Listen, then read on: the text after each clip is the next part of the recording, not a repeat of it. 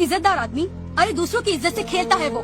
मैंने पहले ही कहा था ना, पुलिस के पास जाके कुछ नहीं होगा। चल चलते हैं। एक्सक्यूज मी, किसकी इज्जत से खेल रहा है वो? सर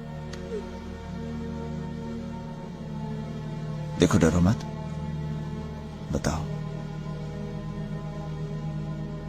सर, उसने हमारे कमरे में वेब कैमरा लगा के हमारी गंदी गंदी तस्वीरें उतारी और जब हमने उसे रंगे हाथ पकड़ लिया तो उसने हमारा सारा सामान घर के बाहर फेंक दिया।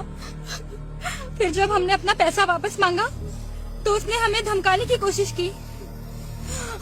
प्लीज आप हमारे पैसे हमें वापस दिला दीजिए। हमें उसके खिलाफ कुछ नहीं करना, कुछ नहीं करना। तुम उसके खिलाफ एफआईआर नहीं लिखवाओगी? नहीं सर, बड़ी मुश्किल से सबसे लड़के मैं डॉक्टर बनने के लिए शहर में आई हूँ। एफआईआर से बात बढ़ेगी, मामला अखबार में आएगा, बदनामी होगी। मेरे घर वाले मुझे वापस गांव ले जाएंगे और मैं कभी डॉक्टर नहीं बन पाऊंगी।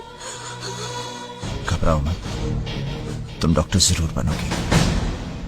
अच्छा, तो तुम्हें भी अपनी सहेलियों की तरह डिपॉजिट वापस चाहिए? हाँ। तो ठीक है, जो मैंने उनको कहा था तुम्हारे लिए भी वही चॉइस है। कैमरा लगा रहने दो और तुम भी रह जाओ, या फिर कमरा खाली कर दो और डिपॉजिट को ये फंस गया सीएम। क्यों? इसे पार्टी की अच्छी मीटिंग चॉइस समझ है के ना? फंस गया।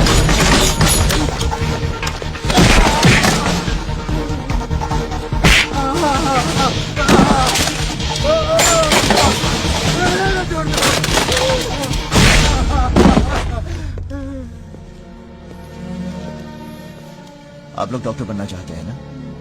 बीमारी और जुर्म छुपाने से दोनों बढ़ते हैं। आइंदा से कोई भी चीज मत छुपाना, ओके?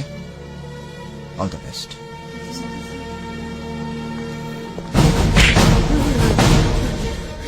तुझे चॉइस देने की आदत है ना? आज मैं तुझे चॉइस देता हूँ। बोल, मार खा के सच बोलेगा या झूठ बोलकर मार खाएगा? मैं समझा नहीं साहब। मार खाकर सच बोलेगा या झूठ बोलकर मार खाएगा? नहीं साहब, मुझे और मत मारिए साहब, मुझे और मत मारिए ये काम क्यों करता है? साहब। पहले तो सीडी में अपने मजे के लिए बनाता था, लेकिन बाद में मुझे पता चला कि सीडी की मार्केट में बहुत प्राइस मिलती है, इसलिए मैंने सीडी मार्केट में बेचने के लिए बनानी शुरू कर दी साहब। किसे बेचता है? अकरम भाई को। कहाँ मिलेगा ये? मुझे नहीं मालूम साहब। सच बोलता है? भगवान की कसम, मैं बिल्कुल सच बोलता हूँ साहब। वो यहाँ खुद आता है सीडी लेने के लिए। कब आएगा? 2 दिन के बाद आएगा साहब। हवलदार साहब, इसे लॉकअप में मत डालना। ठीक है साहब। यहीं पर 2 दिन के लिए नजरबंद रखो। ओके साहब।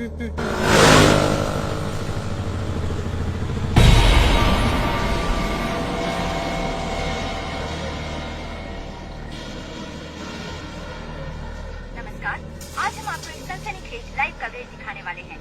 विले पार्ले के मिस्टर कुलकर्णी के घर से अब से थोड़ी ही देर में आप देख सकते हैं कि हमारी पुलिस औरतों को मजबूर करके अश्लील फिल्म बनाने वालों को कैसे उन्हीं के जाल में फंसाती है। अब हम आपको सीधे लिए अबे साले, कहाँ है तू?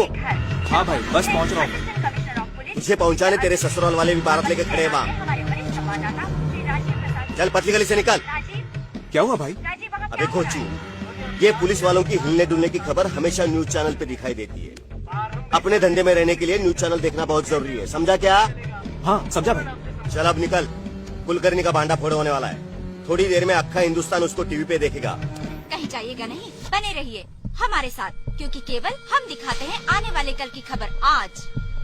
अब हम आपको कुछ सर, और बेहतर मुझे लगता है बताते हैं कि वो यहाँ नहीं आएगा सर। कुलकर्णी के घर में रहने वाली 2 नहीं सर, यकीन मानिए, चैनल वालों को बताने में मेरा कोई हाथ नहीं है। प्लीज सर, मुझे चॉइस मत दीजिए सर, प्लीज। शिंदे, नजर रखना इस पर। सर, आपको लगता है कि कुलकर्णी का अंडरवर्ल्ड से कोई संबंध हो सकता है? फिलहाल तो मुझे ऐसा लगता है कि आप लोगों का संबंध अंडरवर्ल्ड से है। आप लोगों की वजह से जनता नहीं बल्कि क्रिमिनल्स अलर्ट हो जाते हैं। अब आपकी वजह से हमारे हाथ आया हुआ शिकार भाग गया। आप लोगों की वजह से। तो आपकी मदद करना चाहते हैं। हमारे साहब को गुस्सा है ना, तेरा कैमरा कर देंगे ब्रेक। चल निकल ले यहाँ से। लगता है अब हमें लेना होगा एक ब्रेक। हेलो आंटी, मैं अर्जुन बोल रहा हूँ। हेलो बेटा, कैसे हो? आंटी ठीक हूँ आंटी। आपकी सपना से बात हुई? मैं 2 दिन से कोशिश कर रहा हूँ, मेरी उससे बात नहीं हो पा रही। हाँ बेटा, उसका टूर मैनेजर का फोन आया था और वो कह रही थी कि उसकी ट्रेनिंग हफ्ता 10 दिन के लिए एक्सटेंड हो गई है और जिस जगह पर ट्रेनिंग है वहाँ मोबाइल नेटवर्क ही नहीं है। पर अच्छा फोन नहीं कर सकती वो? बेटा उसे टाइम नहीं मिल रहा होगा ना शायद। ठीक है आंटी, आपकी उससे बात हो, कहिएगा मुझे फोन कर ले। जरूर बेटा। और बाकी तुम ठीक ठाक तो हो ना? हाँ जी, मैं एकदम ठीक हूँ। Thank you aunty. पिछले कुछ दिनों से मुंबई में महिलाओं के खिलाफ अपराध की घटनाएं बढ़ती ही जा रही है। फोन क्यों नहीं अभी कर रहे? पार्ले की कुलकर्णी का मामला ठंडा भी नहीं हुआ था कि मुंबई के हिस्सा के नाका इलाके में एक और मामला प्रकाश में आया है। यहाँ के केबल ऑपरेटर ने केबल वायर ठीक करने के बहाने मिस्टर पटेल की बेटी के बाथरूम में लगे एग्जॉस्ट फैन में कैमरा छिपाकर उसकी नहाते वक्त फिल्म उतारी और केबल की विकट दिखाई। पुलिस ने तुरंत कार्रवाई करते हुए कुछ लोगों को इस संबंध में गिरफ्तार कर आज ही अदालत में पेश कर दिया। लेकिन फौजदारी के मामले के मशहूर वकील कुलकर्णी केस में जो आदमी हमारे हाथ से छूट गया, पुलिस और सब जुटाने ये हमें वहाँ तक पहुँचाएगा। लेकिन सर ये इलाका हमारे अंडर में नहीं आता। तो क्या हुआ? प्लीज आप जाइए, हमने कानून का दरवाजा खटखटा के देख लिया है साहब। जिन्होंने हमारी इज्जत को भरे बाजार में बेचा उनकी जमानत हो गई सर। देखिए, मेरी बेटी अभी बाजार गई है, आप खुद ही पूछ लीजिए। अब हमें कोई तंग नहीं करता। आपका चुप रहना उनकी ताकत बढ़ा रहा है। नहीं सर नहीं, मैं आपके आगे हाथ जोड़ता हूँ सर, आप चले जाइए। हमें इस केस में अब कुछ नहीं करना है, प्लीज।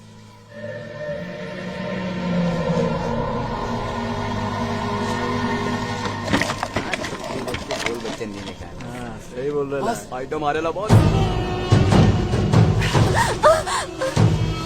क्या ढक रही हो? तुझे तो सभी ने नंगा देखा है। याद है ना, कल आना,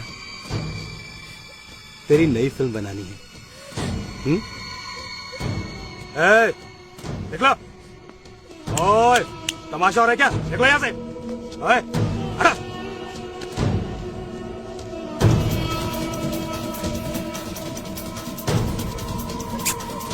चल, अभी आ जा।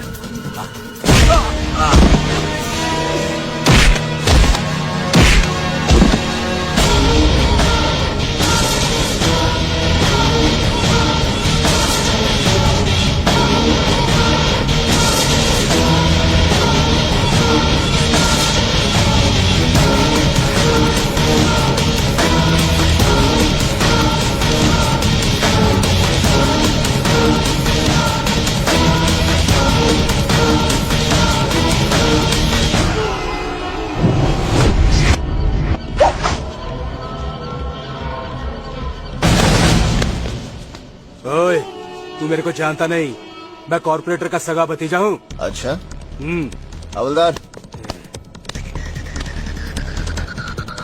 ये सरकारी डंडा है, किसी का भी सगा नहीं।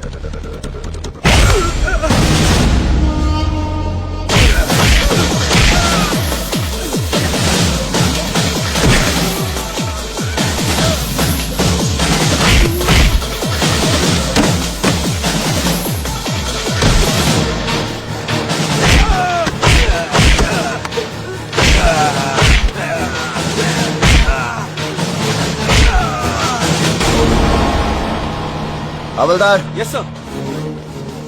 ले जाओ इसे। अरे ठेले पे लेके जाओ, ताकि सबको पता चले कि कानून कॉर्पोरेटर के सगे का सगा नहीं होता। Yes sir. ले जाओ।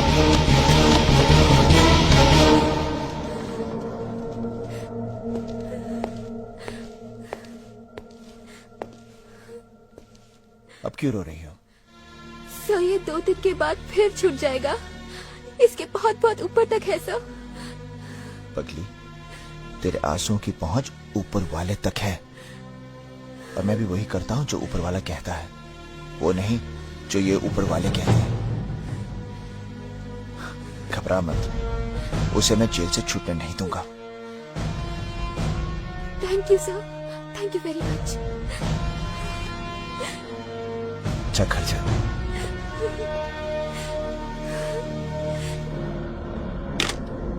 मेरे भतीजे को नहीं छूटने देगा।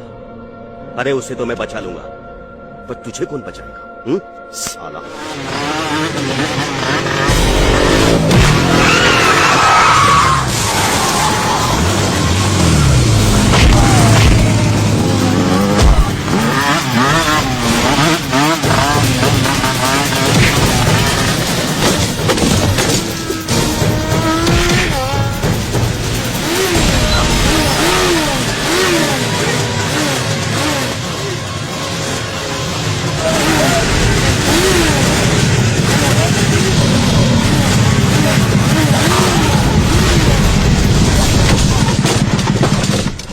सर यही है वो ब्लू फिल्म सीरीज का गोडाउन।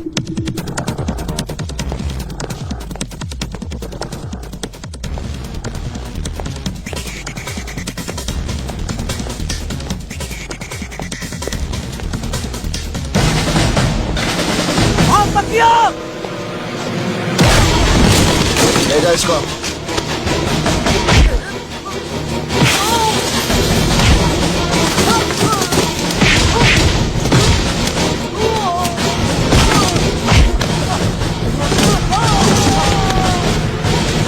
हमें माफ कर दीजिए साहब, हमने कुछ नहीं किया साहब, ये सब कॉर्पोरेटर शिंदे का काम है साहब, हमें माफ कर दीजिए साहब, हमने कुछ नहीं किया, हमने कुछ नहीं किया साहब। हाँ बोलना, कितना सीढ़ी चाहिए? सर जी सीढ़ियाँ तो बहुत चाहिए सर, पर यहाँ से ले जाने में कोई लफड़ा तो नहीं हो जाएगा सर? अरे काय का लफड़ा भाई, ये धंधा मैं चोरी छुपे थोड़ी करता हूँ। हाँ, संतरी से लेके मंत्री तक फंस गया सब जानते हैं। इसे पार्टी की मीटिंग समझ के मुंबई में नहीं, अक्खा हिंदुस्तान में हर साइज की, हर नस्ल की लड़कियों की न्यूड सीडी सिर्फ मैं सप्लाई करता हूँ। कमाल है सर, वो छिपा के कैमरा लगा के जो सीढ़ियाँ बनती हैं वो सारी आप मार्केट में सप्लाई करते हैं? मगर ये सीढ़ी सिर्फ चुपके नहीं बनती है, लड़कियों की मर्जी से भी बनती है। अच्छा, लड़कियाँ मान जाती हैं सर? हाँ, देर सवेर सब मान जाती है, कुछ डांट प्यार से तो कुछ हथियार से। अरे बाप रे सर, तो आप हथियार भी यूज करते हो? अरे भाई, धंधे में सब कुछ करना पड़ता है, और ये सीढ़ी बनाना है ना, ये सिर्फ मेरा धंधा ही नहीं, शौक भी है। धंधा तो फिर भी कानून से हो सकता है, पर शौक के लिए ना कानून को तोड़ना पड़ता है। पर सर जी, वो एसीपी अर्जुन सिंह तो कहता है वो आपको अरेस्ट कर लेगा, वो आपके धंधे को ठप कर देगा सर। एसीपी अर्जुन मेरा धंधा ठप करेगा, मुझे अरेस्ट करेगा? शायद उसको पता नहीं है, मैं एक जेब में अदालत और दूसरी जेब में मंत्रिमंडल को रख के चलता हूँ। अभी एक फोन मुख्यमंत्री को कर दूंगा ना, तो अभी के अभी साले को सस्पेंड करा दूंगा, अभी के अभी। उसको जो करना है कर ले यार। देखो, मेरा कोई कुछ उखाड़ नहीं सकता, और मैं किसी से डरता नहीं। बस पब्लिक को छोड़ के सर। पब्लिक के पास तो आपको जाना पड़ता है ना वोट मांगने के लिए इलेक्शन के टाइम पे। पब्लिक साली क्या करेगी? पब्लिक को तो मैं मुंह पे रखता हूँ। पब्लिक तो साली भेड़ है, एक को हाँक दो सब उसके पीछे चले जाते हैं। बिना मतलब के।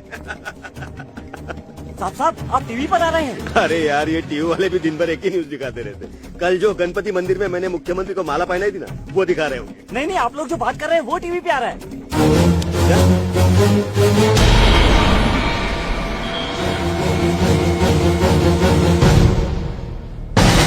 ये फंस गया सीएम, इसे पार्टी की मीटिंग समझ के फंस तो गया। ये थे मुंबई के सबसे पावरफुल कहे जाने वाले कॉर्पोरेटर। कितनी बेशर्मी से कह रहे थे कि न्यूड सीडी बनाते हैं। आपने अभी जो ऑपरेशन देखा, ये हमने सिर्फ इसलिए किया क्योंकि चंद दिन पहले हमारी गलती की वजह से एसीपी अर्जुन सिंह के हाथ से एक बहुत बड़ा अपराधी छूट गया था। ये उसी गलती की एक भरपाई है, ये उसी गलती का एक पश्चाताप है। अब हम आपको एसीपी अर्जुन सिंह के पास ले चलते हैं, वो खुद इस मामले के बारे में क्या कहते हैं। सर, आपको लगता है ऐसे गुंडों से निपटने के लिए सरकार को और सख्त कानून बनाने चाहिए? सख्त कानून बनाने से नहीं, कानून का सख्ती से पालन करने से ही अत्याचार कम होंगे। अगर आप लोग पुलिस वालों को उनका काम करने देंगे, तो इस शहर के जितने भी गुंडे हैं, उन सब के लिए हवलदार का एक डंडा ही काफी है। लेकिन सर, आप जो कह रहे लेट हैं। Me finish. सिर्फ पुलिस वालों की जिम्मेदारियां ही नहीं, आप सबकी भी कुछ जिम्मेदारियां हैं। हम सब शरीफ लोग भी महिलाओं पर कुछ कम अत्याचार नहीं करते। ये क्या कह रहे हैं आप? अत्याचार गुंडे लोग करते हैं, हम लोग नहीं। अच्छा, बच्ची के पैदा होने से पहले ही हम उसे मार डालते हैं, और ये काम हम शरीफ लोग करते हैं। देखिए, हम गुंडे नहीं। बट सर, वो दहेज न लाने पर हम अपनी बहुओं को जिंदा जला देते हैं। ये काम हम शरीफ लोग करते हैं। लेकिन हम गुंडे नहीं। स्कूल, कॉलेजेस, हॉस्पिटल्स, ऑर्गेनाइजेशंस, धार्मिक, सामाजिक, यहाँ तक कि आपके न्यूज़पेपर्स, न्यूज चैनल्स में भी जितनी महिलाएं काम करती हैं, उनकी भी मजबूरी का फायदा उठाया जाता है। और ये काम हम जैसे शरीफ लोग करते हैं। लेकिन हम गुंडे नहीं। हम गुंडे नहीं, हम गुंडे हैं। और जब तक हम हमारे अंदर के गुंडे को खत्म नहीं करेंगे तब तक समाज में गुंडागर्दी खत्म नहीं होगी। अपने घरों में महिलाओं पर अत्याचार बंद कीजिए, मोहल्ला ठीक हो जाएगा। मोहल्ला ठीक हो गया तो शहर ठीक हो जाएगा, और शहर ठीक हो गया तो देश ठीक हो जाएगा, और तब हमारी महिलाओं के दामन पर कोई भी दाग नहीं लगेगा। और फिर दुनिया का सबसे बड़ा गुंडा भी हमारे हिंद की बेटी से इज्जत से पेश आएगा।